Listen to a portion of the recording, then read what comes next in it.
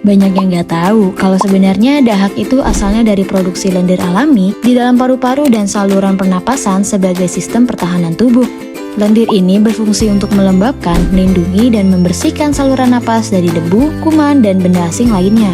Makanya, dahak sebaiknya dibuang karena mengandung kuman dari iritan yang perlu dikeluarkan dari tubuh untuk mencegah penyebaran virus. Walaupun sebenarnya menelan dahak nggak berbahaya karena asam lambung bisa menghilangkan kuman.